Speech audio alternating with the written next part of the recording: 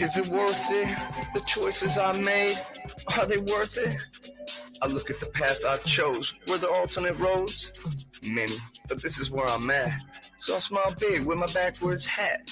Now it's time to decide, was it worth it? Damn, was it worth it?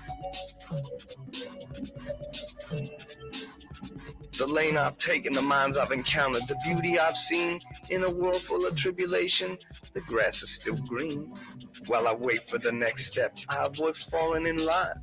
Find my own path, not one of design. Makes things more complicated. So when I ask myself, was it worth it? I couldn't even imagine better.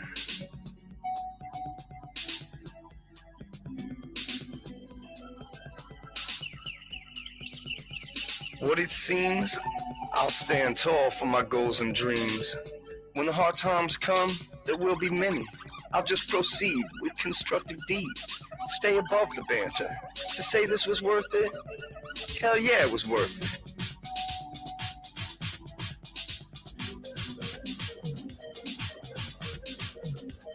Life is beautiful, so choose the right path.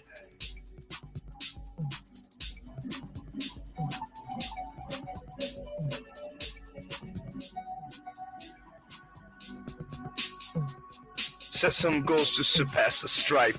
Are you worth it? Please believe so. Search for happiness wherever you go. Love is around, easily found. Having trouble with your find? Here, have some of mine.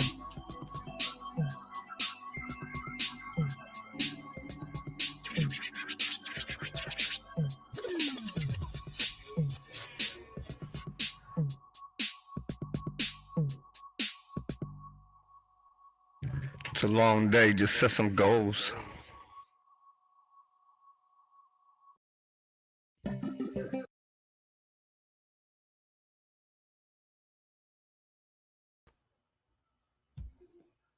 Good evening. I'm Drizzle, and this is Drizzle's Tank. And what do you know? You're not alone. I'm right here. And I've come to tell you about some things this evening.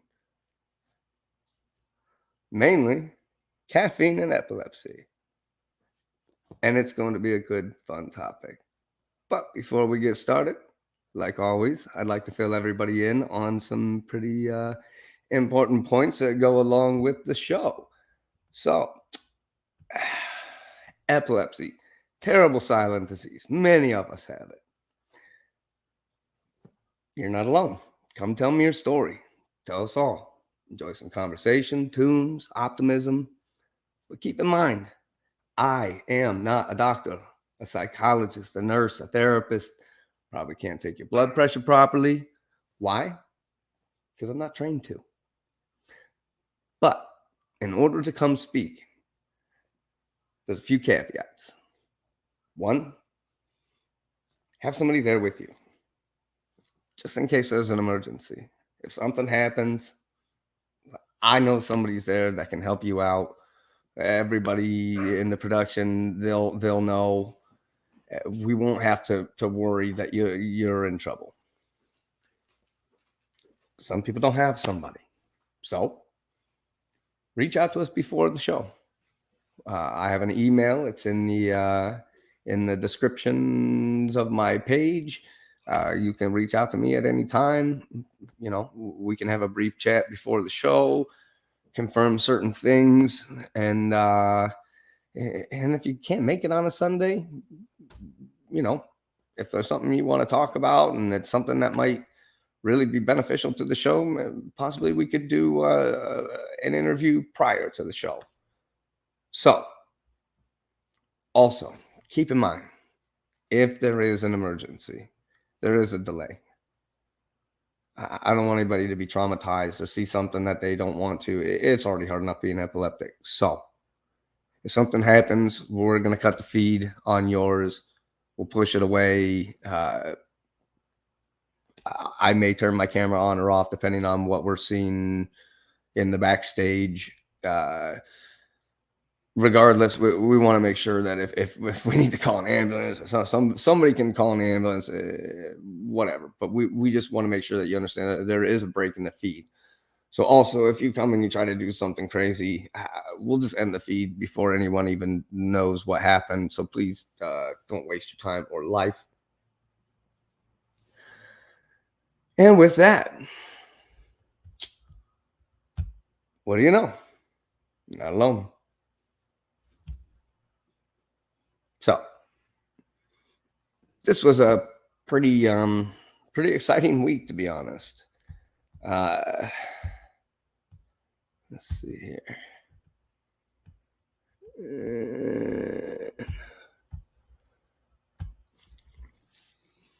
I spent a good portion of this week reaching out to different organizations. One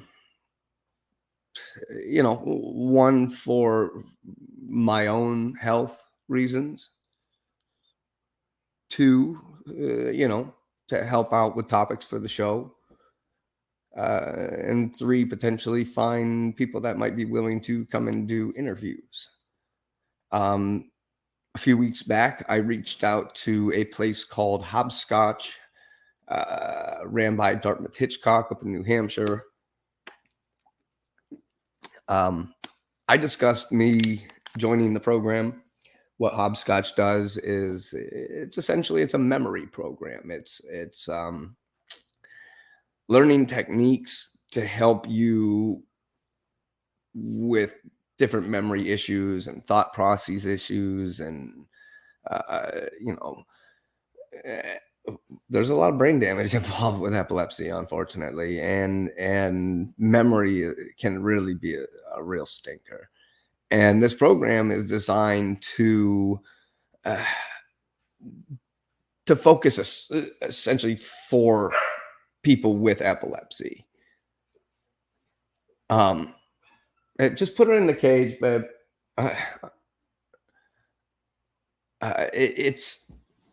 It's very focused. Let me see here. Now, I keep it as one of my favorites at this point now, because it turns out that the Hopscotch Institute for Cognitive Health and Well-Being is great for not just epilepsy, but just people with memory problems. You get one-on-one guidance from trained cognitive coaches.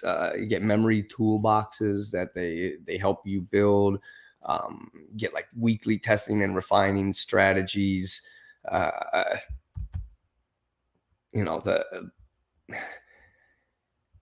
It's a way to build your support system, to build in.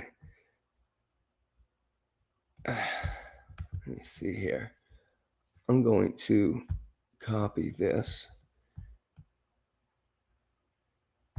and I'm going to put it into the chat right here, and go ahead and post that wherever makes the most sense, in case anybody would like to look that up, because this is not just a program that's beneficial for epileptics. There's a lot of people that have dementia issues that, with programs like this, you can improve, or even slow down the process of the memory loss. So I reached out. I spoke to somebody on the phone for probably a good half an hour after all said and done. Like I do, I get on the phone and I turn on the charm. I talk my way into things. I'm good at it. I'm usually good at getting people to stay focused on what I'm talking about, if I can figure out the best means to relay it to them. And with the person I was on the phone with, I could tell that they were used to doing their job in a very robotic fashion.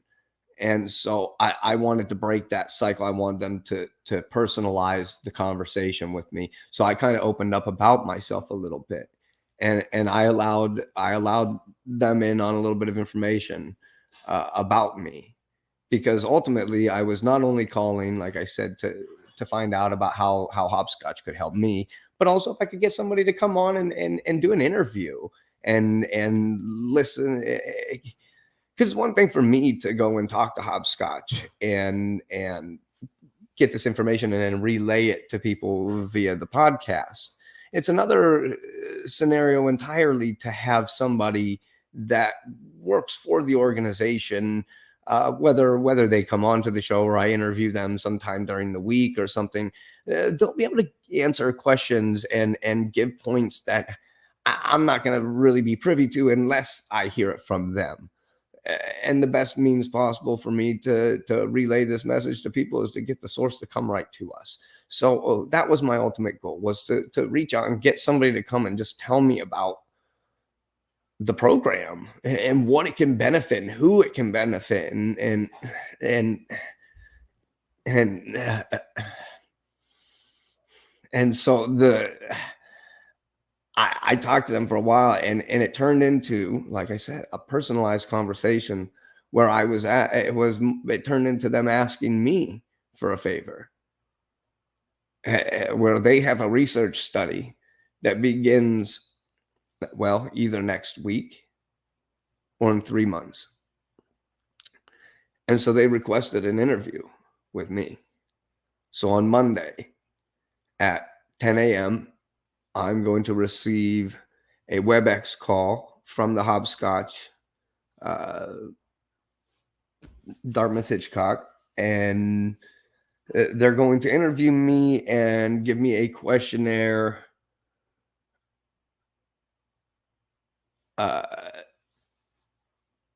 and determine what group I'm going to fit best in. So there were two groups. There was one that starts next week, and that's your basic group and the people that they figure will work best in a placebo effect. Then there's the other group, which are people that have potential traumatic brain injury, which, I mean, be realistic. I've hurt my head so many times, skateboarding, snowboarding. I cliff jumped for years and landed in water directly onto my head from 100 feet sometimes. So, I mean, I hurt myself doing things that I didn't even think I was hurting myself, unfortunately. So I'm most likely going to get into the TBI group, which starts in 3 months. But after telling my story, they were practically begging, but so was I.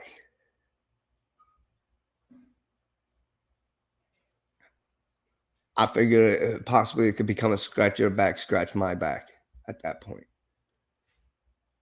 And so I accepted. And they gladly told me they were going to reach out to all the right people to see if anybody was willing. And like anybody else, if they say no, I'm no worse off than I am now. So I go back to researching on my own. Maybe I can get somebody else to talk to me on the phone or in an email again. And they've sent me a lot of good literature that I still have to go over. So I'm sure I'll be able to do an entire episode on hopscotch here soon. Whether it's after the interview to explain what's going to happen, at least do a segment. But once everything's done and I've been in the program for a while, or I'll definitely keep you updated and let you know how things are going, because not only am I going to be in the research study, but I'll also be doing the program, like I said, because then I can explain to people like, hey, this is what I did and how they do it, and maybe this could be something that works for you, and you'll be able to say, oh, that does sound like something, or not, and you make a decision based on that if you really want to. I'd say always go and test your luck with the sources and reach out to these people. I mean, that's the one thing that's worked best for me with this affliction is not being afraid to not trust the people that are telling me things, and to just keep looking, keep digging. I I'm really excited. Whether or not I get to interview somebody on my show or not, I'm excited to be part of this. Uh, I could have done it regardless, but this is new. This is new for me because I've like I said in the past, I always felt invincible through so much, and so when I've gotten to this point now where I feel kind of helpless, it's nice to know that there is some solutions. Whether medicines aren't working, I mean that stinks, and the brain surgeries aren't sounding like they're going to work for me. Uh, uh, but it sounds like there are ways to gather relief, and if I could just get my memory to work a little bit better, that would be cool. That would be so beneficial. So I really look forward to this. I really truly look forward to see what happens and see where we go from here. I think there's a lot of potential to really help my memory, to really get me back to a place where I told her one of the things that I struggle with the most is remembering words. I used to get in trouble a lot in school. I was kind of a jerk. And when I'd run out of homework, when I was in suspension, they would make me write the dictionary, or I would do like do things out of the encyclopedia. So I had like a very good vocabulary that I was able to use quickly. I could come up with the words fluidly in conversation, and now I forget the most basic words. And I sit there and I struggle. I'll have looked at something 5 minutes ago, and then I'll look at somebody and go to say something and say nothing at all because it's gone. The thought's gone. The memory, the word, whatever was going on, it's gone. I'm like, how is that so? She's like, we can help you with that. I said, you can help with that? We can help you with that. That's what the program's about. So, oh, okay. Well, that's even cooler because I thought you were going to try and help me make sure I didn't lose my keys and such. So that's pretty exciting. I'm sure my wife would appreciate me not saying, hey, where's my this? Where's my that? I can't find it. Oh, we certainly know that happens enough. So, wish me luck. Now, move on to the next phone call because it didn't stop at hopscotch. I kept last week full. And so one of the other calls I made was to the company Livanova. I had reached out to them basically because when I had my referral to the Mayo Clinic of Orlando, they said it would probably be for them to determine whether I needed a vagus nerve stimulator, which we've discussed in a previous episode. If you're interested in learning more about the vagus nerve stimulator, please go back and take a look at that. I called them mainly because they said if I go to the Mayo Clinic and get a vagus nerve stimulator, then that's the brand that I was going to have. Guaranteed. And I ain't trying to advertise for them. I don't know who they are. The biggest problem is there's not a lot of the companies. And so it was pertinent for me to reach out to them to know, like, what would be going into me? What would the benefits be? What was going to happen? And I had done a lot of research already, so I wasn't calling them blindly, hoping to learn new information about the product. I knew a lot about the product, and they learned that very quickly after starting up. They immediately realized how much I actually knew, uh, and stopped trying to explain to me what the product was. And it turned into another Drew turn on the charm. And we ended up speaking for 25, 30 minutes. And my main thing was learning what the difference is and of the benefits of having it, why certain things, if during the studies, why could they only do it on the left side if it was potential to do it on the right side. Once they did human studies and learned that it was different from the animal studies, I asked really, really specific questions, and I said, I have a lot more questions. I, I think you guys could answer them a lot better than I could when I go to relay this information to the people that watch my show. I said, I had, almost 100 people watch the show last week. So it's not primetime television, but people are watching it, and it's a 2-hour program. So people are watching it long enough to hear what's being said. And I said, so when I am talking about your company, would you rather me tell them about Livanova based off of our conversation today?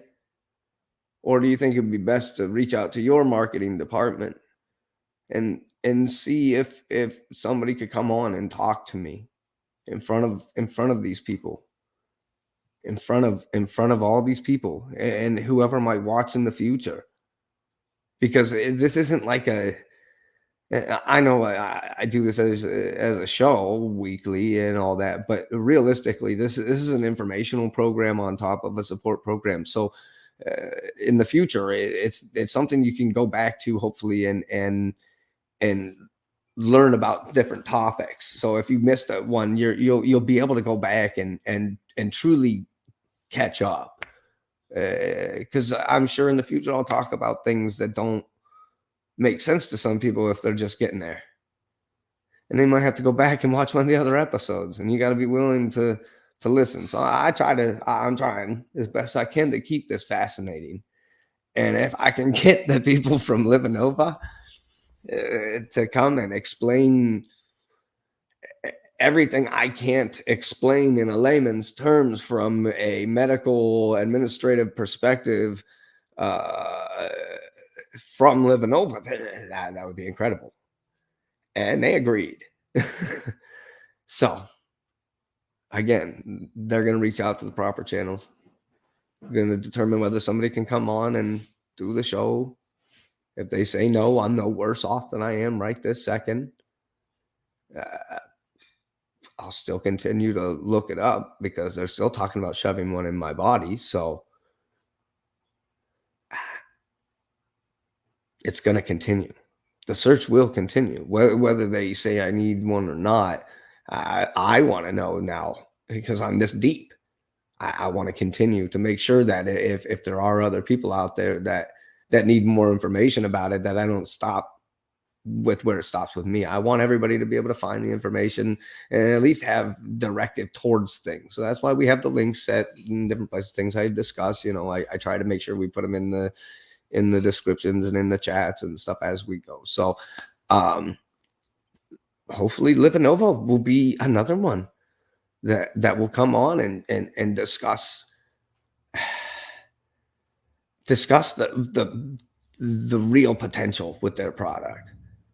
And really, I want to know how it's going to help me, because I'm sure just talking to me about what's wrong with me there's gonna be other people out there that have similar style of epilepsy that'll be like, oh, nobody's talked to me about that yet, but I feel like I'm pretty similar, because that's where that's what's brought me down the most effective path so far, is reaching out to people that have written articles or different things that that I'm like, wow, that sounds a lot like me. And I reach out to them, and they always have more. Whatever article they wrote is a fragment of what they know. People are informational wealth. If you just crack them like an egg, hey, let's hear what's in there. And I love to listen. I'll shut up and listen. Some people can't get into a conversation and just shut up. And when I was younger, that was me. But my father and my grandfather always called me on it and tried to make sure that by the time I got to adulthood, I figured out that I can't always be the one in control of every conversation, even though I typically end up being in a lot of scenarios. Unfortunately, I talk a lot. So some people enjoy me and some people hate me. Win some, you lose some. But this is more to do with how I can use my personality to push myself deeper than what not everybody has the gusto to pick up the phone and just start calling people. I understand that. So I really hope that these companies, not only I gave them the links to the show, so I hope they do take the time to watch the episodes and see what it is that I'm working towards, and understand what it is that we're trying to portray, and what's possible. Because I think once again, Livanova is they're one of a few companies, and they're very important to the field of neurological epilepsy. And Mayo is the place. So if they're using Livanova, you gotta know. You gotta know. So cross them fingers again that they call back and say, hey, this person's willing to talk to you. That'd be awesome. Tell me, what's Livanova? That's the VNS. VNS. Okay. Yeah. So through So your mom asked the question: do a lot of people I speak to have grand mal seizures? It's the problem with people going for VNS and stuff is they're there for focal partials. Like people that have a lot of like not even really complex partials, like focal partials, like the real basic ones. And that's what it says on their site and everything. I don't have a lot of focal partials. I have like occasionally when I'm having episodes frequently, I'll have a lot of the focals and complex partials and well, that's kind of what it is. They say, like have those bitemporal sharps as well when I'm sleeping, which yeah, they can, obviously. So I mean, it's not adequate. It could be, but the problem is they're talking about when they put the product into somebody, it could be 6 months before that person starts to notice a difference, and it might be a year before it starts to hit its real potential, before their body starts to react properly to the shocking. Yeah. And so if it takes them that long to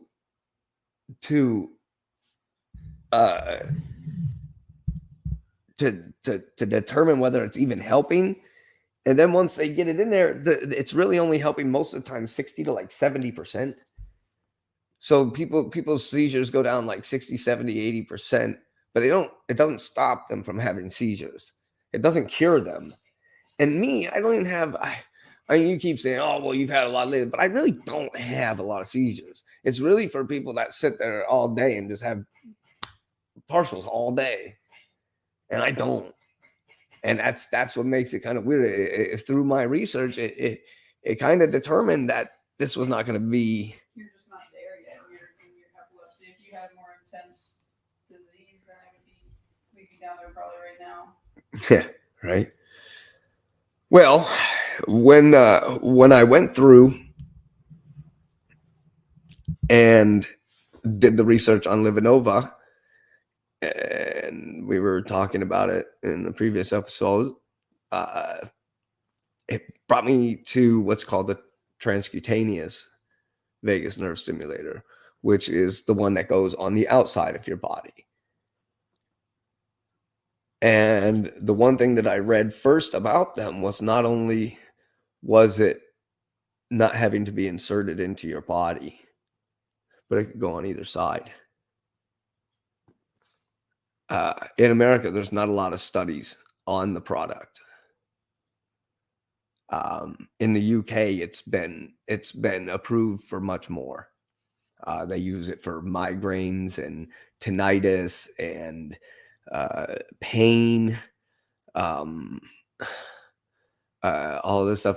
In America, they have an FDA approved for migraine, and they just got it passed for COVID-19.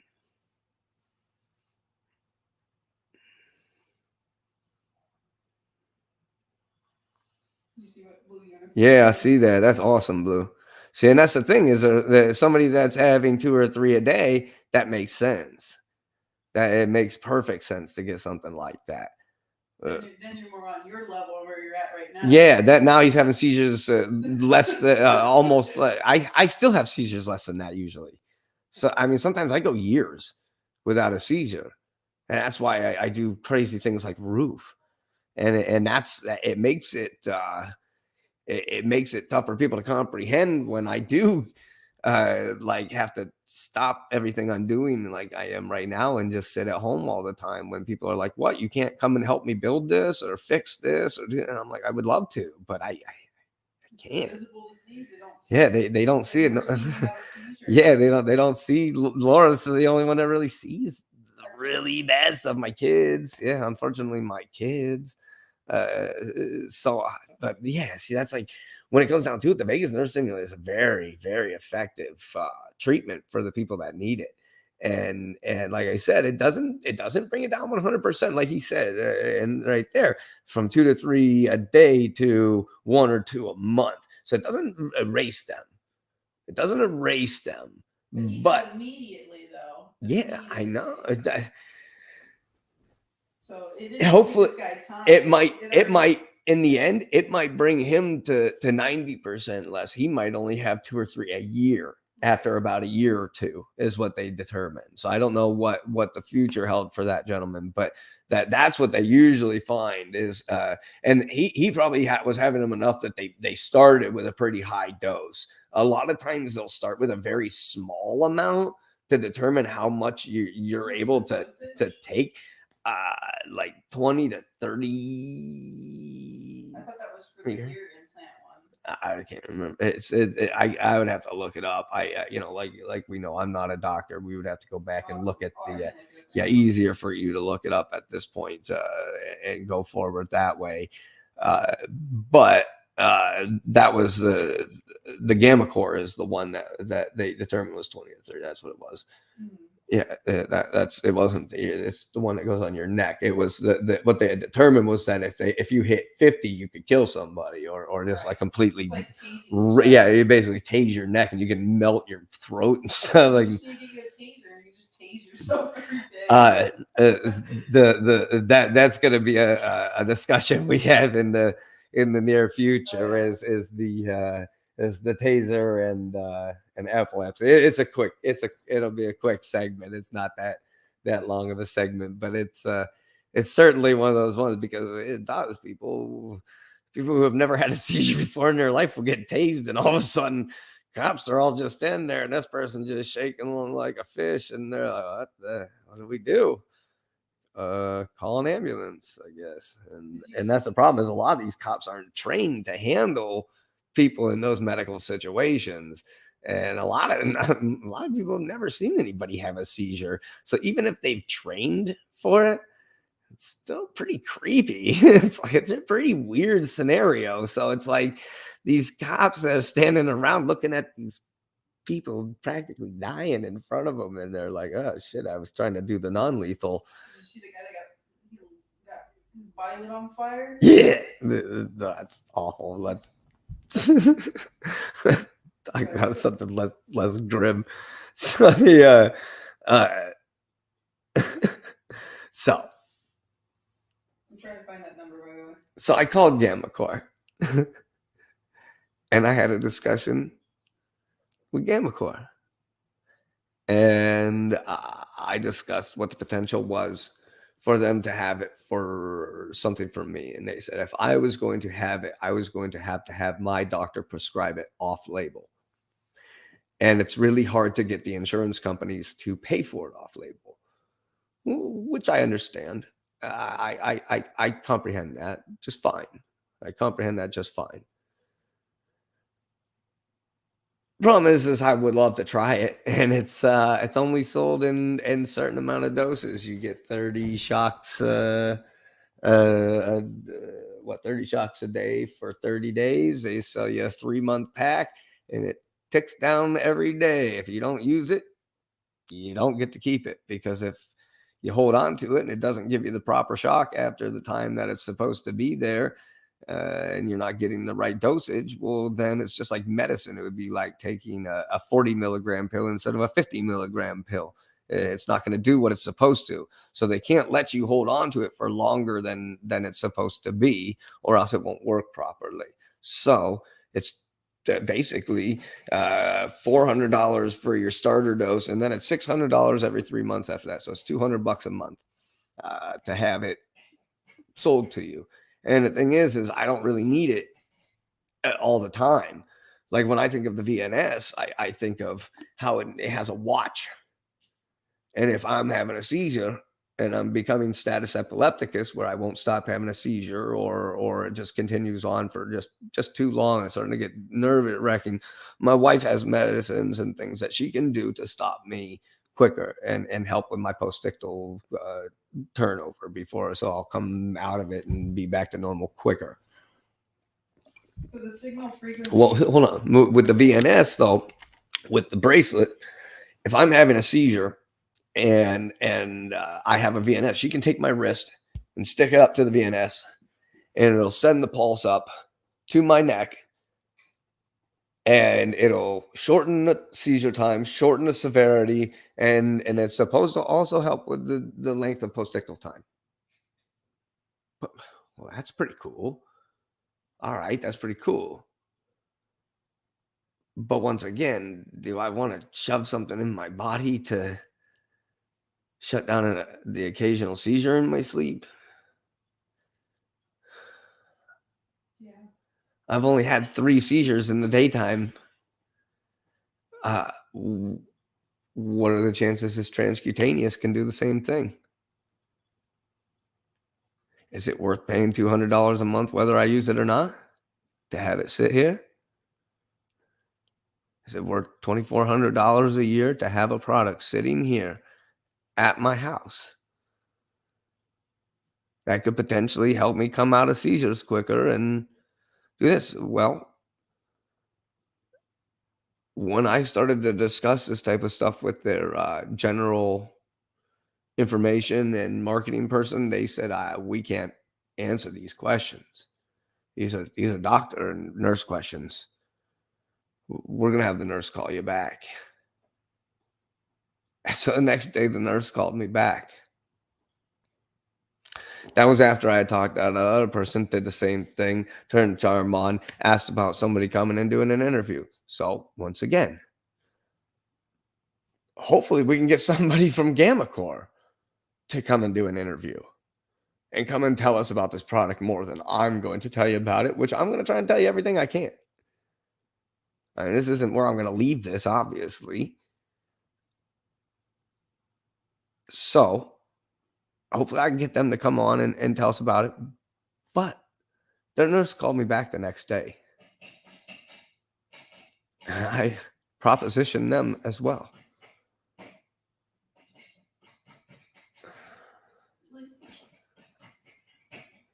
Just go take that out of there, would you? So I asked a lot of medical questions, a lot of questions that were directly related to what could potentially help me. Like what I was just discussing with my wife, basically, would this be something that she could use to help me during a seizure?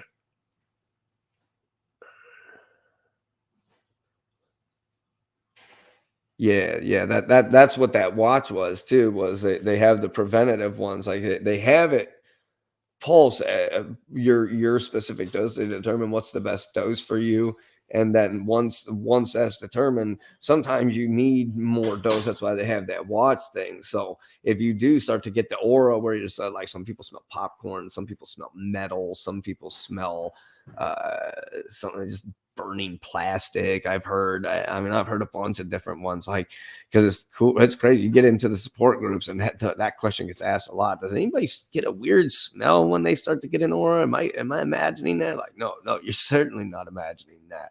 And that is, um, they hit the thing right then, and it can send them a shock. Which, if their voltage and their thing is set to a good level, that should help them almost basically stop the chance of the epileptic seizure, but doesn't guarantee it. Uh, but still, better to have something than nothing in any situation, I guess, realistically. So when I talked to the nurse, I got a lot of questions answered, but she too, determined that I had some questions that were pretty advanced for what they could answer.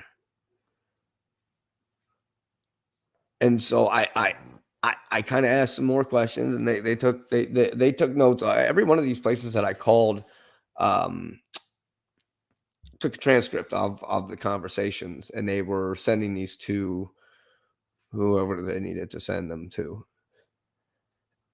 And with Gamma Core, they determined that it would probably be best. Once again, I told them, I can come and tell your story for you, or you can come and tell it. But I would love for you to come and tell me how it's going to help me to everybody. Once again, it's a hard argument to battle against. They understand how bad we're suffering, or they wouldn't be working at a company that sells a product that helps people like us. So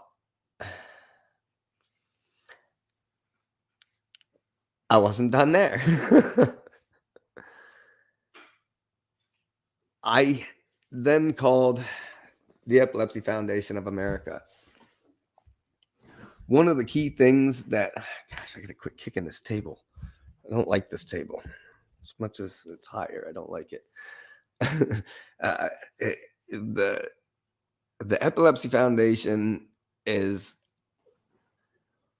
basically the biggest group in the country that has connection with like everybody in the neurological epileptic world. They've got resources for everything. And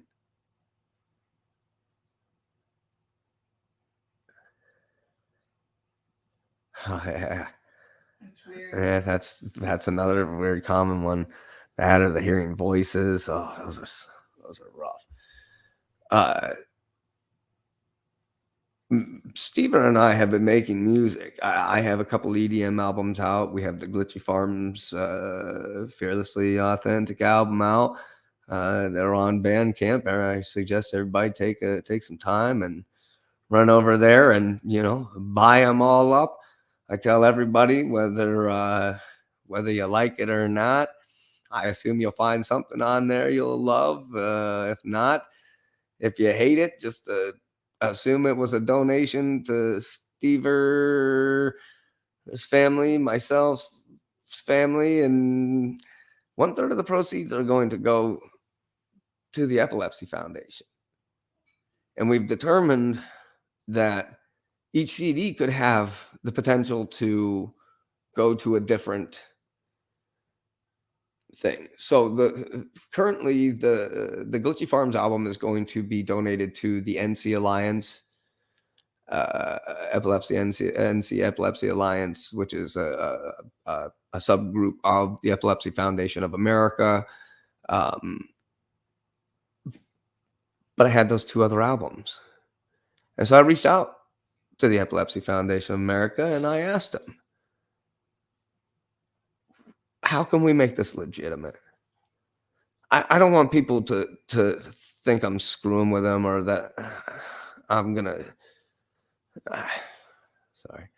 I'm gonna just take their money and I'm just making it up. I don't want people to think that. I want to be able to keep a tally of all the albums and all the money that gets sold so that I know I'm making sure Steve and Lucky get paid for their production help, and I make the couple bucks I can make to try and keep doing this stuff, and we can donate as much money as possible to the Epilepsy Foundation because certainly they need it. There's so many.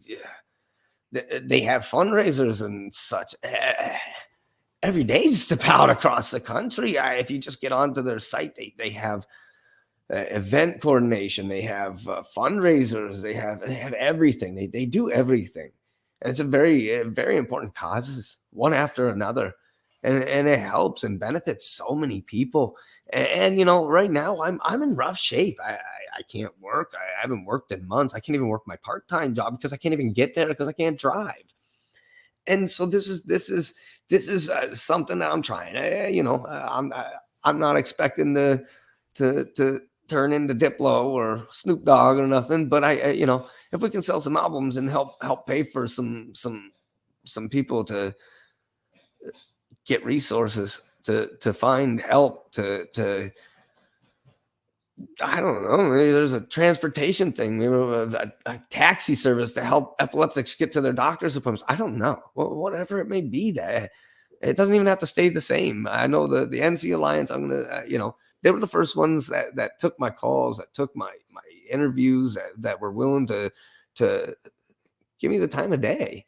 And so I'm going to stick with them. When even all said and done, I don't, maybe it won't always be a Glitchy Farms album. Maybe it'll be one of my albums in time or something. Who knows? We can.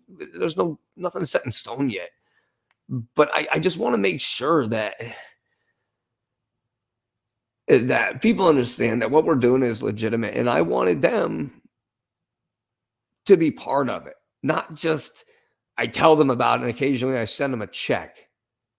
I wanted them to be able to say, here, Drew, put our name on it. So that's what I'm working towards. And I've talked for a good half hour again. I was on the phone. Oh, this lady, her name was Gigi, and she was fantastic.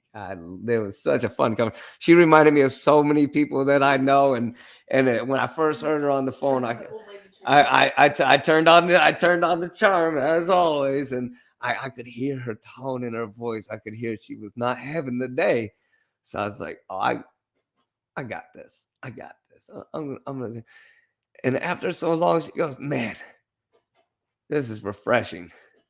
And I was telling her my story, so I was able to tell her my horrific story and explain to her why I was calling and explain what the objective was with the podcast and with the albums and all this, and also proposition them to determine whether they were willing to do an interview with us.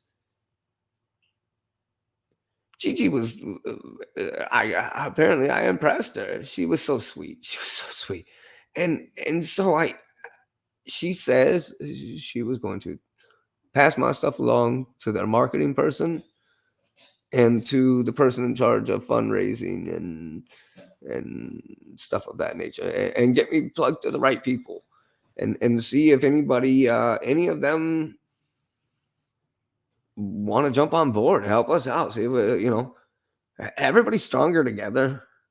I may be a nobody right now. I hope to not always be. If I'm going to be doing this, I hope that I can grow and help more and more and more people every chance I get. I mean, I'm in rough shape, and so I understand the need for positivity and help. We get it. So I spoke to Gigi for a half hour and determined that they would too be interested in trying to make this a reality.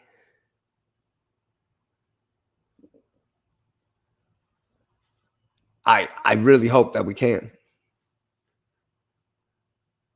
I really hope we can. And she did say if nobody got back to you, to call her back next week. Yeah. She even told me to call her back. Call me on my personal line and ask for me. Call back on that line that I called and ask for Gigi. And she said she was going to look you up. Yeah, I told her about our musical projects. I know there's a few in there I hope she doesn't look at, but most of it I'm pretty proud of. I always got to remind people I'm a little coarse. You know, I am who I am. It's part of the charm. Yeah, some days, some days it's charming.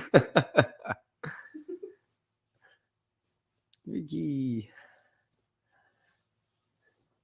So once I got done talking to Gigi, I was excited. I was optimistic.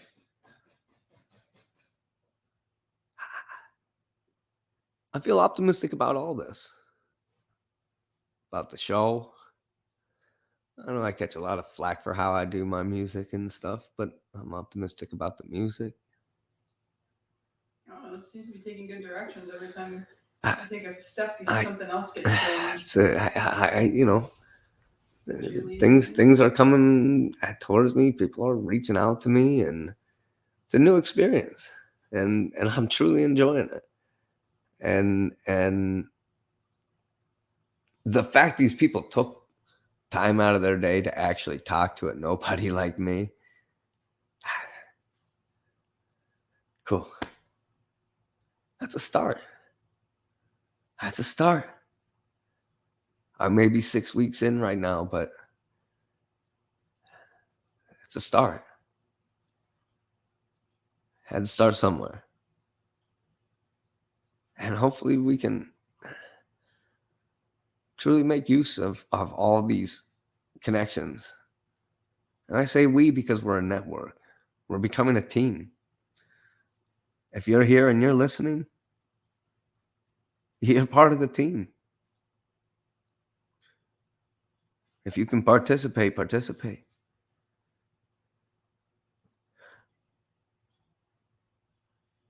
Humans are an informational wealth. And you just have to crack us like an egg. And it turns out a lot of times the people you don't expect to know certain things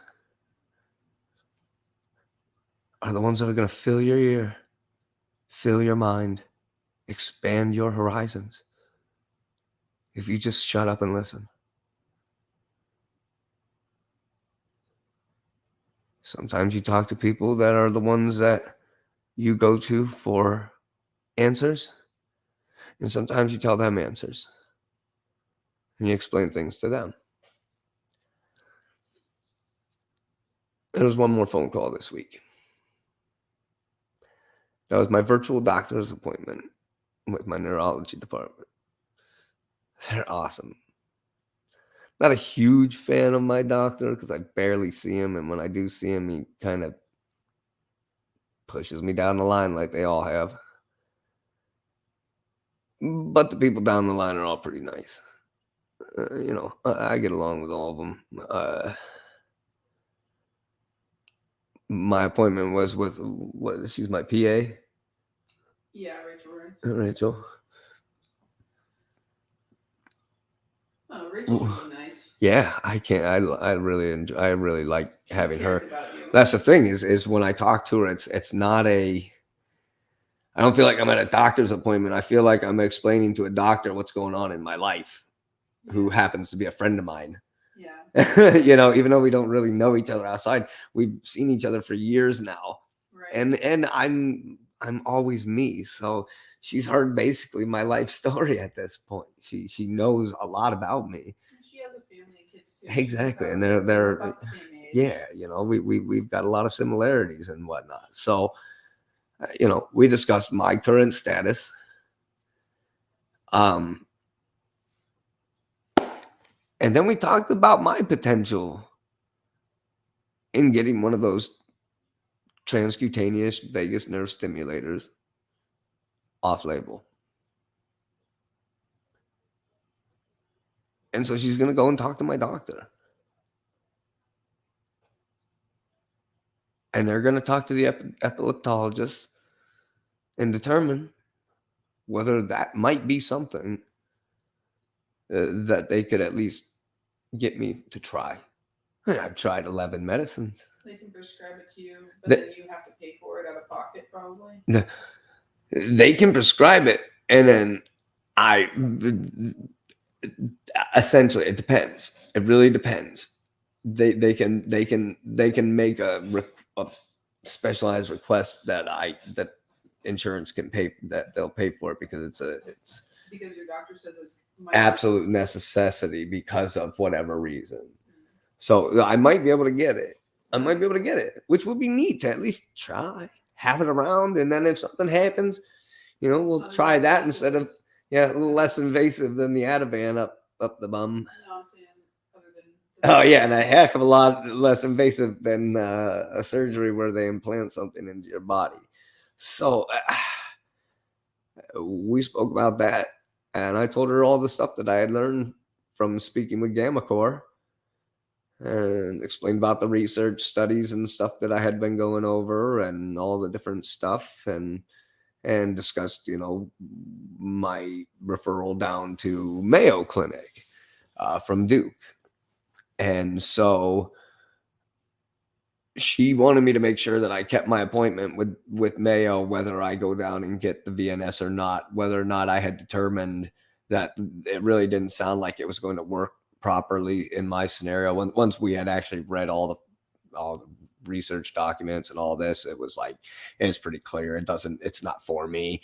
So I mean, realistically, that's nice to be able to figure out before we get down there, instead of doing another year of going out back and forth to doctors many hours away to find out that they just want to do the same things as the other doctors and don't really care. So we was on board with like taking labs and stuff that you had already done. Yeah, just wanted to do all the same stuff that I was like, we just did all this. Why don't you just use the ones that are in my files? I don't understand. I didn't understand. We want to do it here because Duke's the best hospital. Yeah, we want to make sure that everything is everything that they're said. That we just want to be sure. All right, great. So I told my VA, I said, if I am going to go to Orlando, it's going to be to get the thing put in. I said, if they have any tests or anything that they want me to do, they want me to get any labs or anything. I said, they better have some virtual visits and plan on getting all those labs and stuff done up here, because there's no way in hell we're going from Carolinas down to Florida every time I need to go see the doctor. Yeah, like I don't work. I'm on Medicaid. How do you expect me to get there? Yeah, am I gonna walk?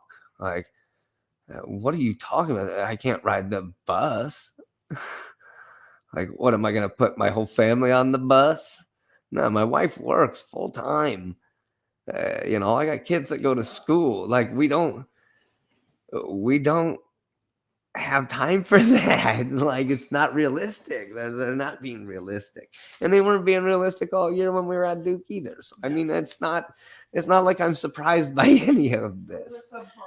Yeah, it was certainly a subpar experience for the 6 years of trying to get in there and learning all that we did. It was quite disappointing. But once we got done discussing all that stuff, it was really nice to hear my doctor, my PA. She's like, it's incredible, Drew, how much you have learned and taken in. She's like, you're teaching me stuff. She's like, you're telling me things I didn't know all this about the transcutaneous. She's like, so that's why I'm going to go back and talk to Dr. Arulian or whatever the heck his name is, and And we'll go from there. She's like, because I don't have any discrepancies with at least trying this. She's like, I know you've looked into this. I know you have. I wish we would get money. Everybody should have. There's no reason we shouldn't have just healthcare for everybody. No, we pay for bombs in Ukraine instead. Fantastic. Really think this stuff out. Once a day bombs that go off in our they blow up the ones up the road. Off last night. Did you hear it? They do it all the time.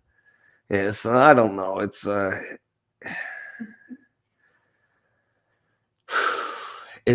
nice to it's nice to have my doctor say, "Hey, man, sounds like you're on the right path." As much as it is, it's like, once again, I hate going into my doctor's appointments and telling them things, but at the same time, what do you expect? I spend a lot of time reading and researching. I can't expect everybody to do it as much as I do.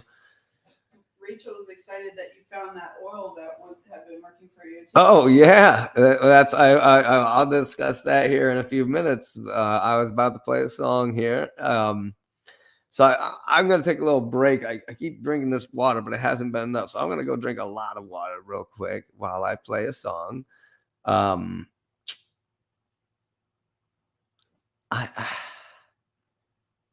not exactly sure which one I want to play, to be honest.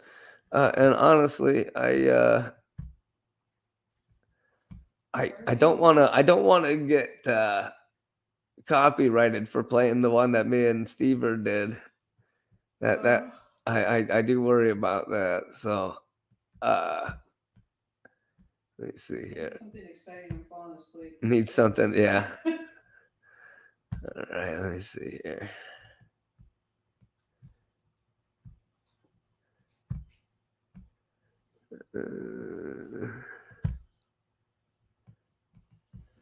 So let's go.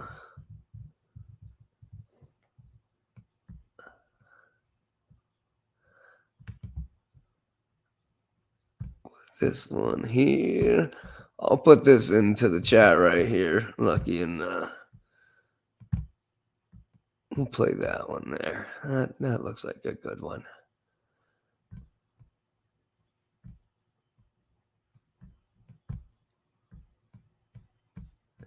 Yeah, as much as that one, it's got Stevie Wonder in it. I'm like, that might get me copyrighted or something weird. Yeah.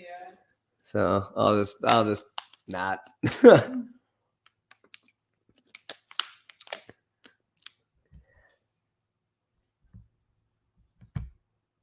So this is a track we literally made today. It literally did not exist this morning. So enjoy.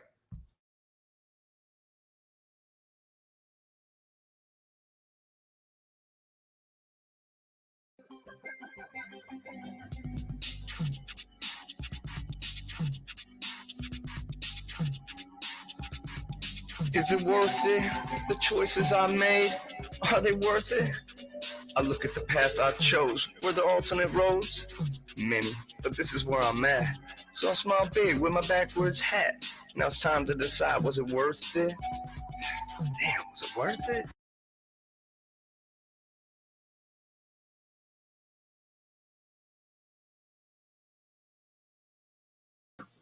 Was that the wrong one? Yeah. I literally just hit copy and paste on it, so I don't know what happened. Music hates me, I guess. It does this to me frequently when we do this. Let's see, Mike. But let's try again. Feels like deja vu from last night. At least the cat's not trying to knock my table over tonight, though. That's bad. Yeah, he was like, it's like right when I went to start singing Patsy Cline last night, the cat comes up and like runs into my foot and starts attacking my foot and it starts bumping into the table. I was sure. Yeah, he was. started attacking Laura. I was like, what are you doing? Like, Never done that. it's just like out of nowhere. I've never done that. Just I thought I was being mean or something. It was like, it was hilarious. I got so excited. all All right, so Wait. now that should be it. That should be the one. The second one is the okay. This one here. Do you need glasses? Yepper, I sure do. Like you are squinting. I have the screen in split mode, so everything's like really teeny, teeny tiny. So I'm like, every time I look at the screen, I have to like double focus my eyes. But Laura makes fun of me all the time. She tells me I need reading glasses. Yeah. Yeah, that could be a thing. All right. I'm gonna take us out and play this. All right. Take two.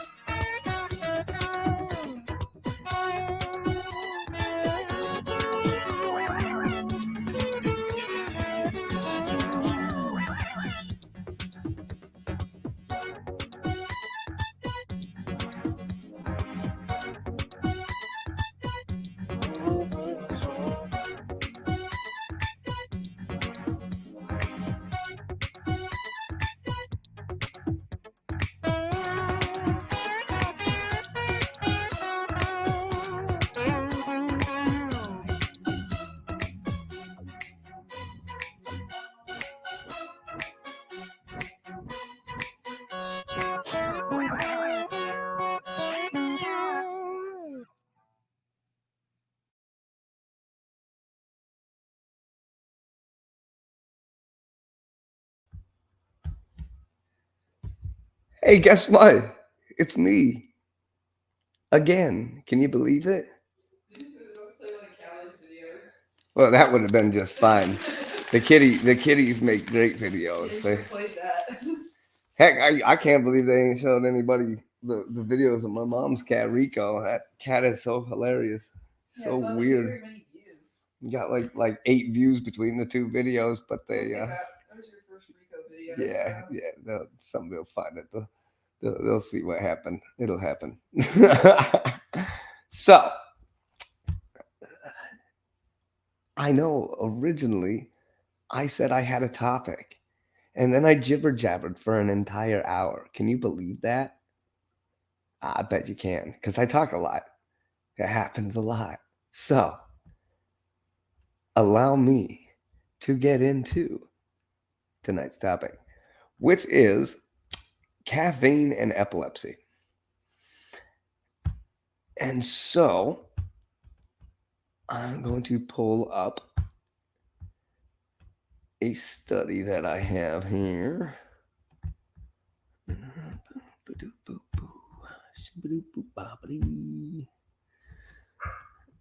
Oh, where's the dog again? That pull up. An hour was my limit. I gotta bark one time. Gotta bark at least once. She made it. She made it that far. That was pretty good. She's the dog. The dog is trapped in the back, so she's been fairly quiet until now. Oh, good. See, Peaches loves me and Steve's music. That's fantastic. He's like anytime you like play anything that me and Steve make, he like goes nuts. Like apparently, it's really? Yeah, we make silly dance songs, and then Steve plays the guitar that he's used to hearing. So it's like it's wild. It's probably pretty unique to him. He tries to like imitate the sounds that we make in the songs and stuff. I hear him in the back when Steve does the show and stuff. It's hilarious. So I drink a lot of coffee. I'm sure there's other people out there that also drink a lot of coffee, a lot of tea, a lot of energy drinks. People eat those pills at the gas station, and I mean, there's so many types of caffeine available, and it turns out that different types of caffeine have different effects on the body. How your body is able to process the caffeine. Your phenylalaninics. Allow me to confirm I say that right. Let's see. Pharmacokinetic. That's what I was looking for. What happens to the stuff in your body once it actually goes in? You have to be able to determine what your body actually does with each type of thing as you put it in order to be able to do a study on it. You have to be able to determine what each subject's body. Animals. Yeah, it always starts out in animals. They get a baseline and then they average it. So to get started on what I'm going to discuss, which you can go ahead. I've got that one pulled up there. You can go ahead and pull that up, Lucky. Yeah. So this is the study. This here is just the abstract. In order to read the entire study, which I mean, I have the study right here. You have to dig a little harder. A lot of these big libraries, they want you to be a member. They want you to pay. They want you to be part of the society. But there's a lot of people out there that say, no, I paid, and this is information that should be easily retrieved. And so they look around and they find all the information that they find, and then they re-put together different things and they call it discoveries. I don't know. But they basically just publish all these things that are usually really hard to find. But if you can get yourself to here, you can find your way to the study.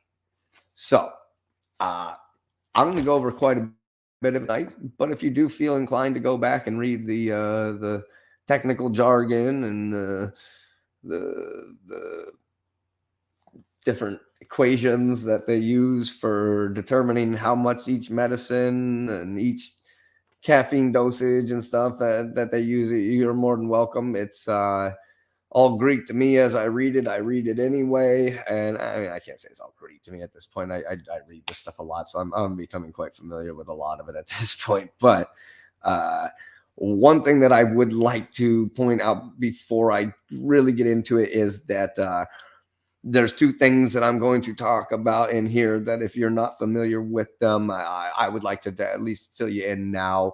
One is called PTZ, pentylenetetrazole or metrazole test.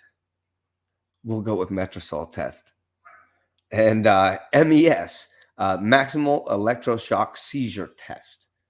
So these are just a couple of tests that they use to cause people to have seizures.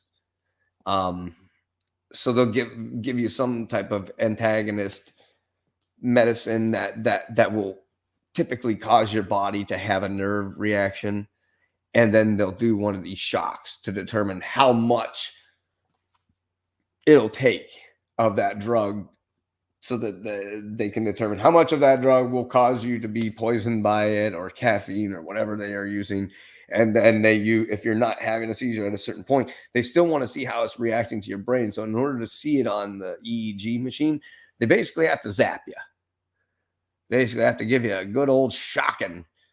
And well, they start out with mice. Why? Because sometimes the shock kills them. Hard to get humans to be interested in doing that research study.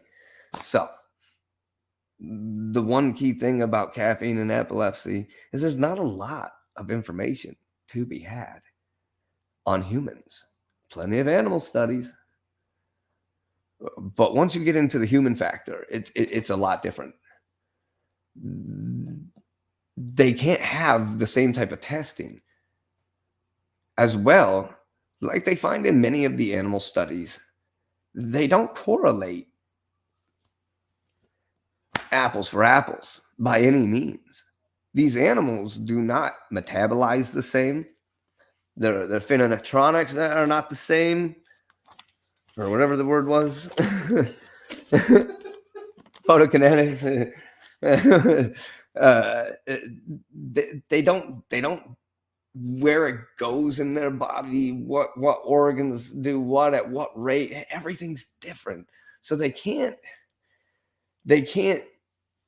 use the animal studies to convince them to make studies for humans as easily. But it's certainly a necessity thing that we need to do, because we all know. Right here in the abstract, sentence number 1. Purpose: caffeine is the most commonly used CNS stimulant. CNS being central nervous system. The relationship between caffeine, seizures, epilepsy, and anti-epileptic drugs is complex and not fully understood. Case reports suggest that caffeine triggers seizures in susceptible people. Our systematic review reports on the relationship between caffeine, seizures, and drugs in animal and human studies. Quantitative analysis were also done on animal studies regarding the effects of caffeine on anti-epileptic drugs. Okay, so that's essentially what they were going for. It's, caffeine, the most widely consumed stimulant. Globally, the average intake is around 300 milligrams per day, mostly as coffee or tea, soft drinks, and energy drinks. An average cup of coffee, 200 milliliters, contains about 74 milligrams of caffeine. Chocolate, certain plants, and a variety of other drugs also contain caffeine. Caffeine increases dopamine and glutamate releases and inhibits GABA, resulting in a pepping effect, the GABA receptors. There are several case studies in which caffeine seemed to trigger seizures in people with and without epilepsy. Seizures occurred after toxic doses of caffeine intake or prolonged periods of caffeine intake. In one case, a man had at least 6 focal seizures each week. Treatment with several anti-epileptic drugs failed. 6 months after he stopped drinking coffee, he became seizure-free. Another report described a man with generalized epilepsy who had been seizure-free on AEDs. His seizures suddenly recurred when he started drinking large quantities of caffeinated iced tea. After he switched to decaffeinated, the seizure frequency decreased. A woman who drank around half a liter of coffee on weekdays and almost 2 liters on Fridays, Saturdays, and Sundays had several episodes of status epilepticus at the weekends. When she stopped drinking coffee on these days, she had fewer seizures and no status epilepticus. In electroconvulsive therapy, a treatment for severe depression, caffeine has been used to prolong seizures. So, I mean, what that sounds like to me is there's a sweet spot. Like, there's a point where when you get to too much caffeine, you get to too much caffeine. It's like just like having too much sugar. Too much anything. Too much of anything. We all know too much of anything is bad. So there's a lot of people that are like, oh, I think the coffee is really, really causing me to have a lot of problems with my seizures. Well, how much coffee are you drinking? Are you waking up and you're having a cup of coffee, or are you waking up and having a pot of coffee? Are you waking up and drinking 2 Red Bulls, 3 Red Bulls, 3 Rock Stars? Yeah, because if you're getting your caffeine from a source like that, it has a bunch of other It's not even just that. It's not even the same type of caffeine. There's different types of caffeine, different chemical types of caffeine. So some of them break down differently. And so, one person might be able to drink a coffee just fine, but if you give them a Rock Star, they'll be in trouble. Who knows? And I'm not saying that's going to happen every time or anything, because like we know, everybody's body's too different to make those determinations. So let me continue. The question arises how caffeine affects seizure susceptibility.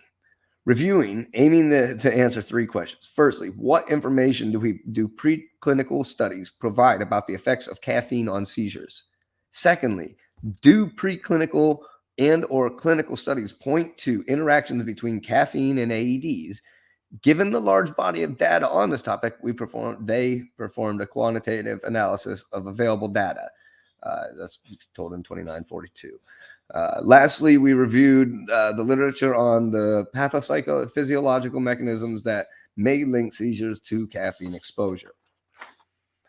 So they started out with some charts, which I tried to get this to be available for it to be pulled up, but the site my antivirus software was like, no, good luck. I got it on my phone. I got it to pull up on my phone, but my computer was like, not a chance. So allow me. There's a chart here. And on this chart, it's the overview of case studies describing potential seizure-inducing effects of caffeine. Cases are discussed in the introduction. And the chart is, it takes up 3 pages on my printout. So there were a few that really stood out to me.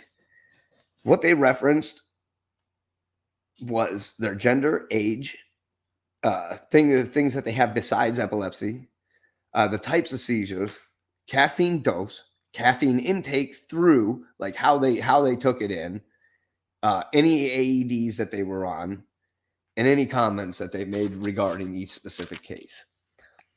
The first one that stood out to me was a neonate, a female neonate, or newborn or infant less than 4 weeks old.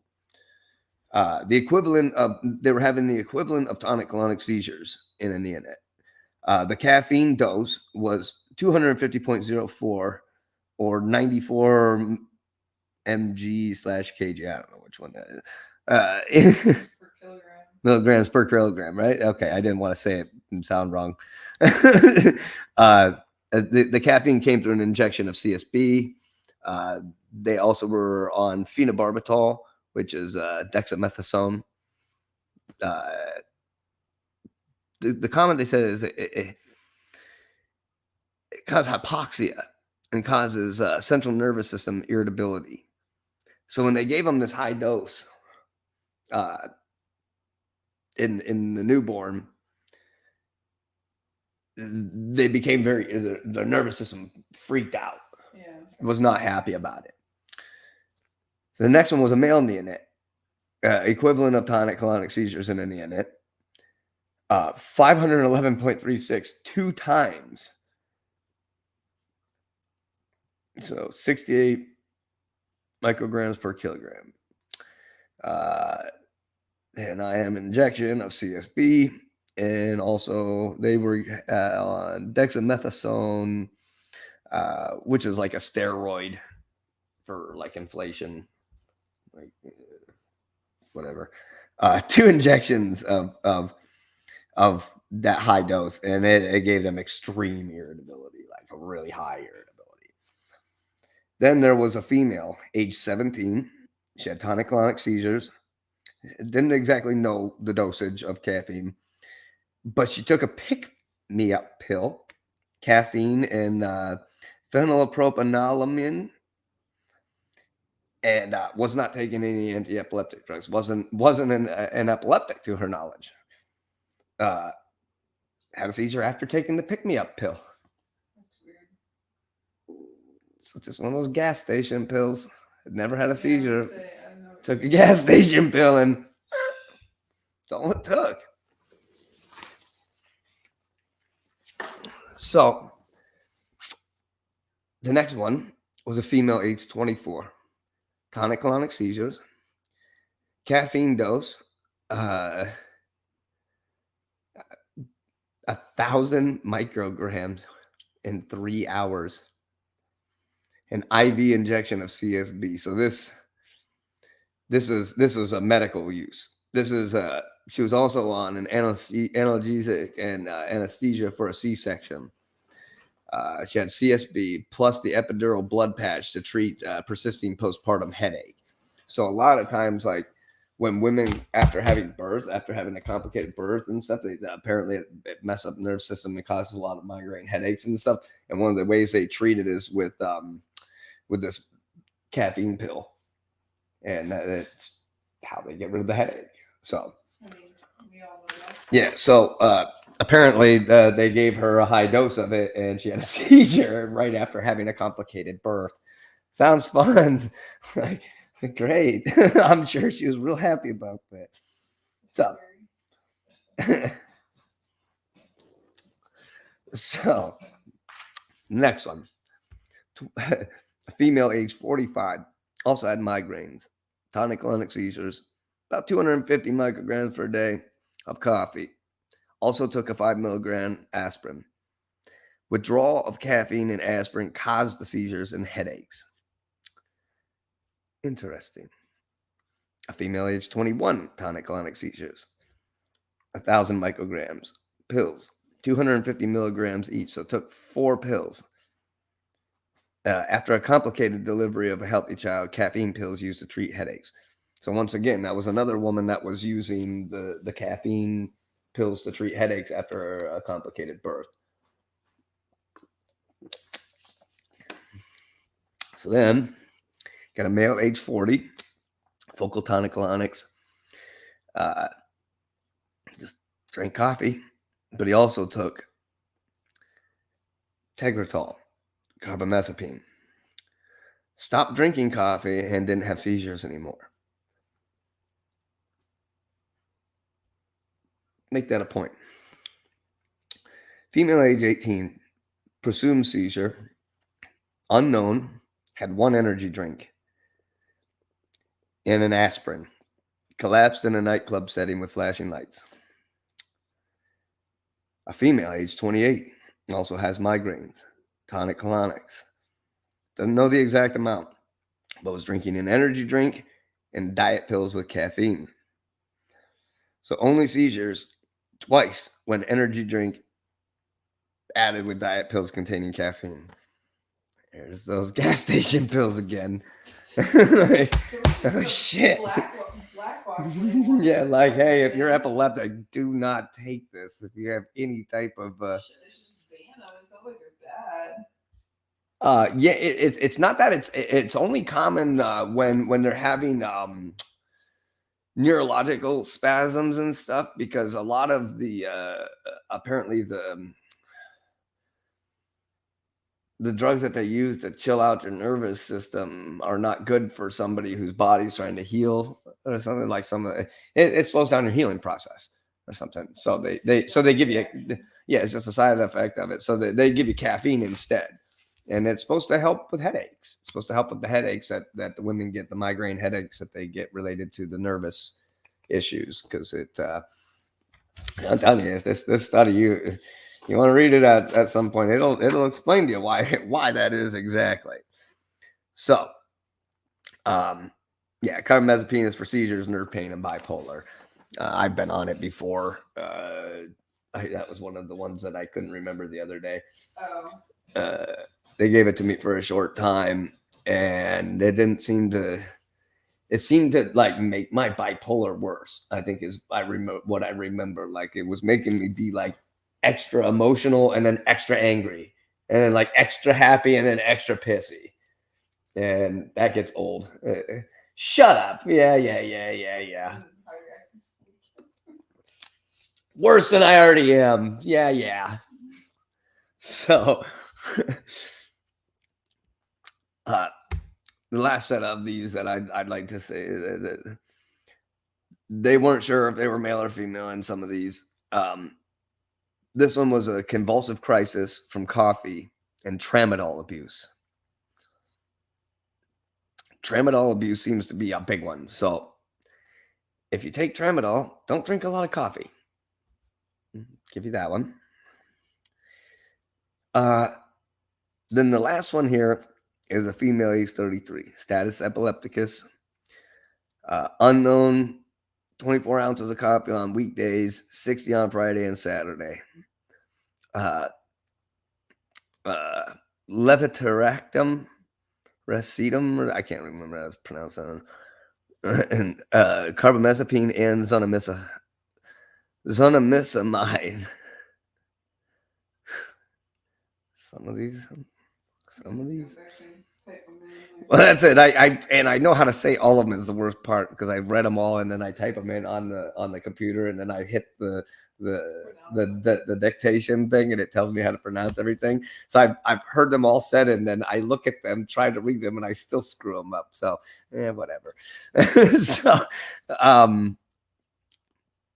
just for reference, when we go through this stuff, AED is anti-epileptic drug. CSB is caffeine, sodium, benzoate, and CNS, like I said, was central nervous system. Anti-seizure drug has kind of been changed. Anti-epileptic drug has kind of been changed to anti-seizure drug recently. Just because they've really pointed out the fact that it doesn't cure epilepsy, but rather just treats seizures. And it doesn't even stop the seizures, it treats the seizures. And so they're really starting to step away from calling it an AED as well. Plus, there's other drug classes that they also call AEDs. Like, here, let's make this more confusing and stupid. Like, why didn't you just call it anti-seizure medication in the first place, dipshits? So now we'll go into the study a little more now. So this is in the systematic review in the materials and methods.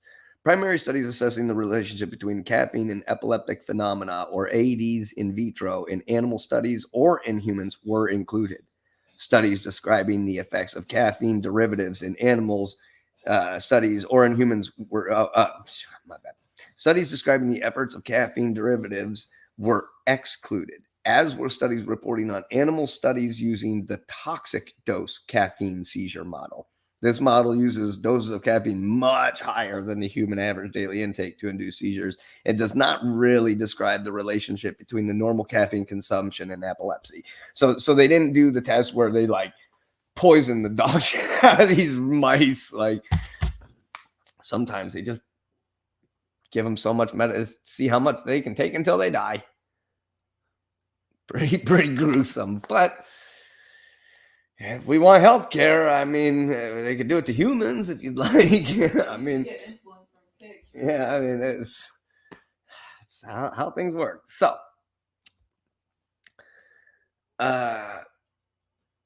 the eligibility of the items was first based on the title. When a decision could not be reached based on the title, the abstract was obtained. When the abstract was relevant, the full text was obtained. When the full text article was not available, the corresponding author was contacted. Both reviewers compared the included studies. Disagreements on relevance were discussed and settled by consensus. So, I mean, when they went through this, they were able to get things from multiple studies. It wasn't just two, it was multiple studies. But these two people were able to come in and even though the information that they were bringing, they were able to come to mostly consensus on all of this. They determined the sensitivity of how they were going to treat them with a. I'll tell you the equation. The sensitivity is equal to ED50 treatment less ED50 control over ED50 control less the caffeine dose, which is equivalent to the 100%. So, I mean, I'm sure that doesn't mean dog shit to anybody. I'm sorry. But if it doesn't, if you do understand what I'm talking about, you'll understand what that means. It essentially means that they do about 50, like 50% of what the overall control is.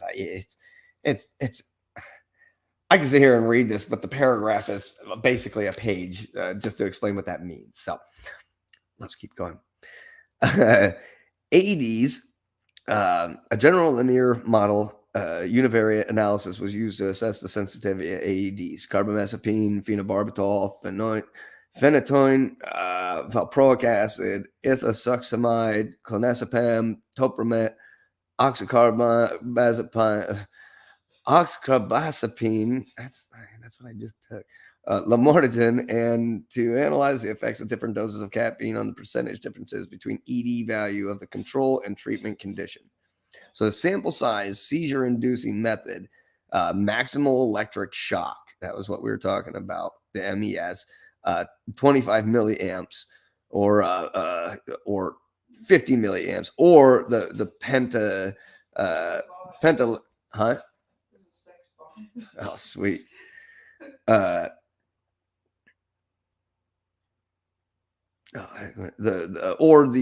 pentalenta tetrasol and the administration frequency, the acute or chronic, were incorporated as covariates in the analysis.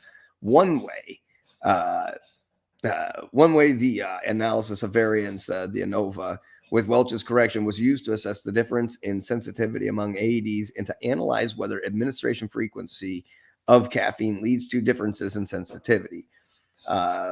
Post hoc games, how pairwise comparisons tests were done to assess which AED was the most sensitive to caffeine. So they went through to try and determine which one of those medicines that I had listed were affected the most by caffeine. Caffeine influences the brain excitability and triggers seizures, followed by encephalopathy in rats. Several doses of caffeine were administered during the behavioral observations and EEG recordings. Doses of 100 to 200 milligrams of caffeine caused pupillary dilation, restlessness, intermittent jerks, while the EEG showed bursts of spikes of sharp waves similar to the EEG pattern seen during epileptic seizures. At doses above 150 micrograms per kilogram, generalized seizures occurred. At doses of 300 micrograms per kilogram and above, fatal status epilepticus occurred in rats. The same phenomenon is seen in cats, dogs, guinea pigs, mice, and rabbits. This shows that extremely high toxic doses of caffeine consistently causes seizures. This forms the basis of the caffeine-induced seizure animal model that they will not discuss any further. Let's just leave that out from there. Several studies in rodents, however, have provided evidence for higher seizure susceptibility even after lower doses of caffeine. So even when they took out the high dose of caffeine, they were still having rats and stuff that were still having seizures once they were on some of these medications. Did they make them have seizures? They were having seizures before. They had different. Some of them had different epileptic conditions. Some of these rats and stuff had epileptic conditions, and some of them they formed. And some, but epilepsy. Well, that's the thing. That's what the PTZ and the MES are. Those are literally them. They give them the medicines that are an antagonist, and then shock them with enough wave to make them have a seizure. That's so weird. Yeah. So, in 2 other studies, the amount of PTZ needed to introduce seizures in 50% of the mice was measured. This significantly decreased in the dose-dependent manner after caffeine administration, suggesting that caffeine either lowers the seizure threshold or enhances the effects of PTZ. So, Wow. that's Yeah, that's a heck of a unique one. So let's continue. Encephalopathy, by the way, is like the broad term for any like brain disease that kind of like screws up the function of your brain, like a tumor, or stroke, or Yeah, you might want to be giving definitions for some of the bigger words. Yeah. So, that's why I'm trying to make sure that I'm like, okay. Getting confused. Okay, so protective effects of caffeine. Some animal studies have suggested that caffeine may have beneficial effects on epilepsy and seizures. I'll tell you right now, picrotoxin, toxin obtained from the Amanita cocculus shrub seeds used in research, but blocks the chloride inoxaphir used in research, but also it's an antidote to nervous system poisonings and such.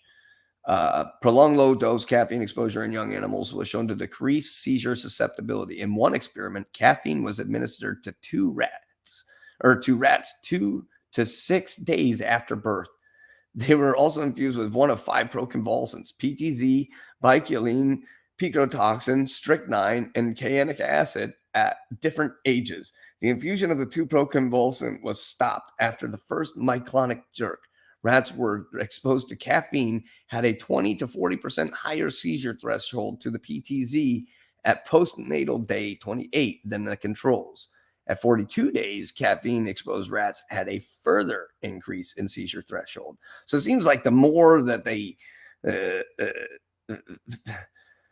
exposed, the more that it elevated their ability to handle the PTZ, to handle the shock, which is kind of crazy. Like the caffeine was protecting. Yeah, it was protecting them from the shock. At 25 days, the effect of caffeine on the PTZ-induced seizures was greater than at 12 days, possibly due to the difference in maturity in the neurotransmitter system. Conversely, in young rats, it decreased the threshold for electrically induced seizures and prolonged after discharges compared to the controls that did not receive caffeine. In rats that received caffeine repeatedly 7 to 11 days or 13 to 17 days of birth, the same single dose of caffeine did not significantly alter the seizure threshold or AD duration in response to the electrical stimulation. The same results were found when the electrical seizures were induced at 67 days. So after a while, it just became common. Just became their body just got used to it. So what they say here at the end is the one that really good. Low dose exposure to caffeine may protect against absence type seizures. This was shown in a study where a small dose of PTZ was used in an absence of myoclonic seizure model. The duration of epileptiform episodes was significantly shorter, and the frequency decreased in the 10 microgram per kilogram caffeine group. In the 20 microgram per kilogram caffeine group, there was an almost complete absence of epileptiform episodes. That's wild. Like, huh. Like, stop. There's absence seizures go away. That made them not have the absence seizures. I mean, I wonder why that's why you don't have them. Who knows? So, caffeine exposure in adult rodents. I mean, we're starting to get close to the end here. There was no significant effect of caffeine. Conversely, in a study with EEG recordings, adult rats were administered caffeine over 15 days. It was injected to induce seizures, and on the 16th day, the duration of the GTCS significantly decreased in the amplitude of the ictal EEG pattern, which induced in the caffeine group compared to the control saline injection. So they didn't really see much of an effect. They were giving them the ones that didn't have like epilepsy and stuff. They were giving them caffeine and all this and shocking them and all this, and it didn't seem like the caffeine made any bit of difference. So some people are going to be bothered by coffee and some people are not. I don't think you're one of those people that are bothered by it, though. You can fall asleep. Another study was with adult rodents showed that chronic 70 days starting caffeine intake in rats, leading to plasma concentrations corresponding to 5 to 6 cups of coffee in humans, may abrogate consequences of early life convulsions, especially memory deficits and synaptotoxicity, which is linked to increased seizure susceptibility. What does that basically say? Just sum it up. It may have a toxic effect on your synapses. Over time. Over time, yeah. So this very, I'm gonna skip. I highlighted a bunch of this, but I really need to move forward. So in mice, the physiological dose of caffeine significantly reduced the incidence of seizure-induced respiratory arrest, which may be involved in the sudden death in epilepsy, SUDEP. Overall, in animal models, caffeine has beneficial effects on seizure susceptibility, especially in models of absence epilepsy. After early life convulsions and traumatic brain injury, this effect depends on age, proconvulsant, seizure model, caffeine dose, and administration method. That's it. It can slow down like your respiratory issues and help you not die during seizures. Essentially, it protects against SUDEP. I mean, simply put, that's what that's saying. That's crazy. That's crazy to me. Cool if you could get a hold of some of these professors that wrote or that were part of this research. Oh, that's going to be one of the steps. A couple of these people are actually not that hard to find, it seems. I found them pretty quickly. Now I just have to reach out to them when it's not the weekend. Caffeine may act as an antagonist of the anticonvulsant properties of AEDs. Another more straightforward explanation of pharmacodynamic interaction between caffeine and AEDs is that caffeine increases seizure susceptibility, such that the need for AEDs indirectly increases, making the analogous to the interaction between any seizure precipitants. The concentrations of phenytoin and zonisamide were significantly lowered in caffeine-treated mice compared to untreated mice, showing pharmacokinetic, what happens to stuff once it gets in your body, effects of caffeine on their anticonvulsant potency. So as they go, they say overall, the AED seem to be affected by caffeine to some extent. The effect is strongest for topramate. So keep that in mind. If you take Topamax, you might want to look into your caffeine intake. It's bad for it? Yeah, it makes your Topamax not work. Oh, okay. So some of these drugs, they really say right in here in the study, it says like if you take this medicine and you also drink caffeine, then you have to let your doctor know how much caffeine you take so that they can determine how much that medicine you should have. And if your doctor doesn't know that they're not supposed to, or that they're supposed to increase your dose based off your caffeine intake, then you're probably not seeing a good doctor, and you might want to look into a new doctor. Topamax is a scary drug. Topamax is bad news. That's the one that almost killed me. It almost shut down my kidneys and gave me blood acidosis. But for some people, it works.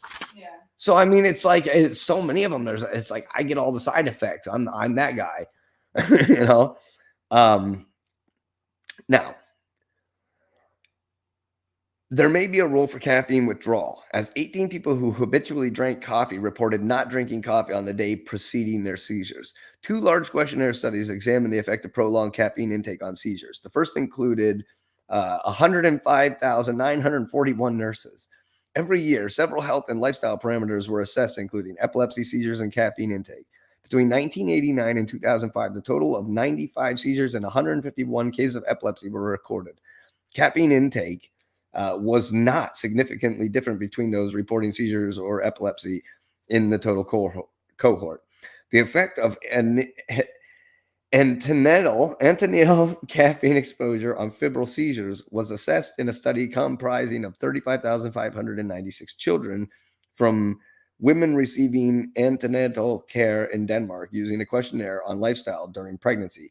There was no significant association between maternal caffeine intake and the risk of febrile seizures in the first 3 months of life. Other types of seizures were not assessed in this study. So, mom drinking coffee wasn't hurting the baby. That's kind of neat to know. Clinical studies on the interactions between AEDs and caffeine are also scarce. In one study, 2 groups of hospitalized people with epilepsy were given caffeine concomitantly with AEDs. The caffeine reduced the number of seizures and epileptic EEG activity in the people with partial seizures, but not in the people with generalized seizures. The authors conclude that caffeine can be beneficial in anticonvulsant treatment for some individuals, but not all. I mean, that's a pretty straightforward, pardon me, that's a pretty straightforward statement. Seizure susceptibility is dynamic and depends on brain excitability, which is like the ratio between inhibition and excitation of the neurons, and the seizure threshold at a given moment in time. Genetics probably influence the seizure susceptibility in many individuals. Brain excitability is affected differently by caffeine depending on your brain area. So even the size of your brain determines how you're going to be affected by it. Caffeine may facilitate seizures by changing potassium currents, leading to a less negative membrane potential, and by binding with inhibitory A1 receptor subtype for endogenous extracellular adenosine. Adenosine has a role in seizure termination and postictal depression, including through control of free radicals, which are involved in epileptogenesis. I don't know that one.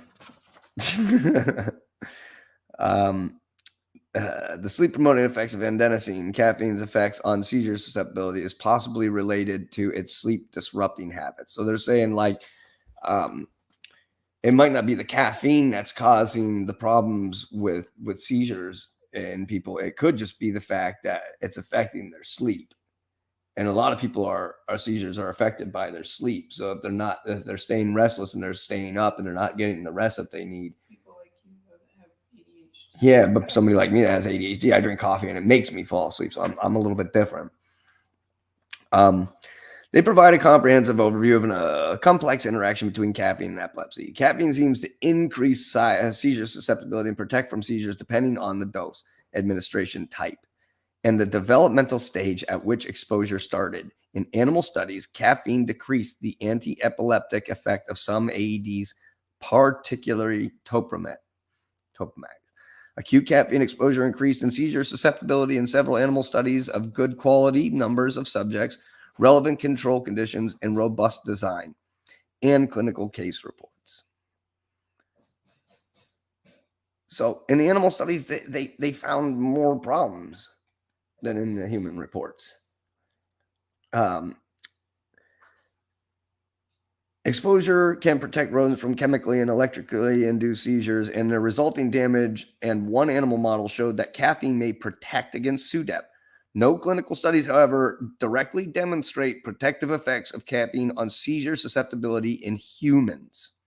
The results of the systematic review and quantitative analysis showed that the sensitivity to the attenuating effects of caffeine differs among AEDs, and that caffeine, in contrast, can be beneficial in anticonvulsant treatment for some individuals. Chronic administration of caffeine does not affect seizure susceptibility as strongly as acute administration, suggesting that development of tolerance to A1 and A2A receptors blockades by caffeine. Chronic or acute administration of caffeine did not affect the sensitivity of most AEDs to caffeine, except for carbamazepine, in which chronic administration of caffeine diminished the anti-epileptic potency significantly more than acute administration. So carbamazepine greatly reduced effects from caffeine. Know this. So go check the scientific name on your pills you take. Make sure you know this for your checklist. So this research really highlights the scarcity of clinical data on caffeine and epilepsy interaction. The only recommendation that can be made when confronted with a sudden change in seizure patterns or AED-resistant epilepsy, physicians should inquire about the caffeine consumption. In certain cases, changes in caffeine intake may explain sudden changes. In all cases, it will be vital to quantify caffeine intake accurately and to measure resulting caffeine plasma concentrations. Vital to quantify caffeine intake accurately. So you can tell your doctor, make a checklist, write it down, have a little board, make a Excel checkboard and write how much coffee you're drinking every day. For real. Keep track. So when you go to your doctor, you can tell them and say, hey, make sure that this isn't affecting the amount of medicine I should be taking. Preclinical studies suggest that caffeine increases seizure susceptibility in some cases. Chronic use of caffeine may protect against seizures. Caffeine lowers the efficacy of several AEDs, especially topiramate, but it is unclear how these findings in animal models can be translated to humans until clinical studies suggest otherwise. Caffeine intake should be considered as a factor in achieving and maintaining seizure control in epilepsy. Wow, that's really up in the air. We need more research. Bad. But I hope if you've come here tonight and you're a heavy caffeine drinker and you're wondering why sometimes if you don't drink enough coffee, it feels like maybe you're having seizures. You might be.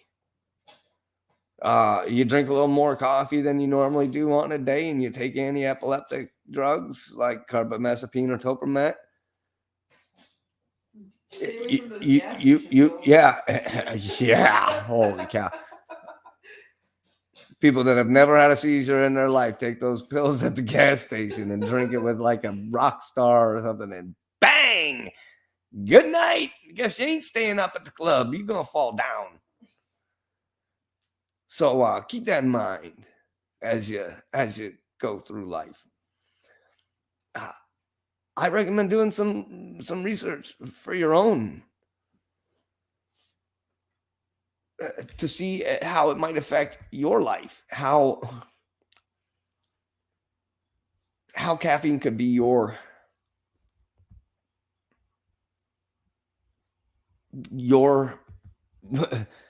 it could be helping or it could be hurting.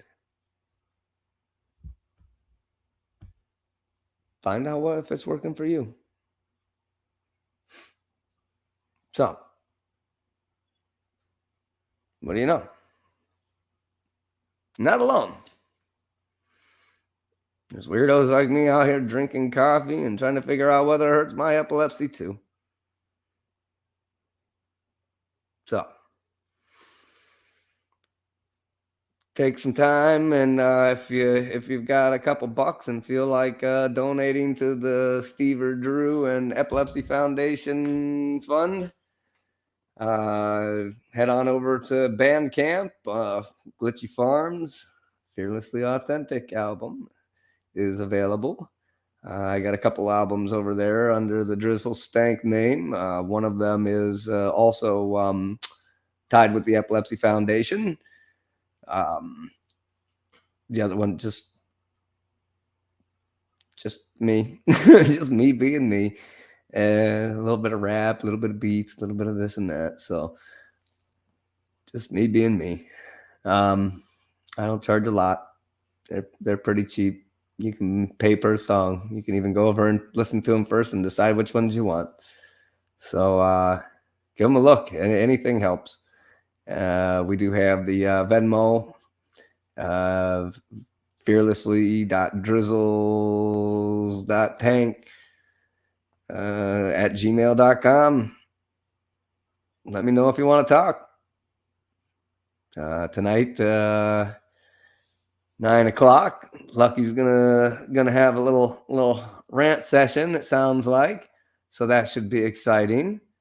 I'm looking forward to that. So make sure you guys head on over to Fearlessly Authentic's Lucky Burrito at 9 o'clock. And hopefully we can get through to some of these some of these companies, maybe hopefully they'll come and give us the time of day and help me pass on some excellent information to other epileptics. So, thank you everybody for coming. Thank you for watching. I'm easy to reach, and I'm always here to help anybody.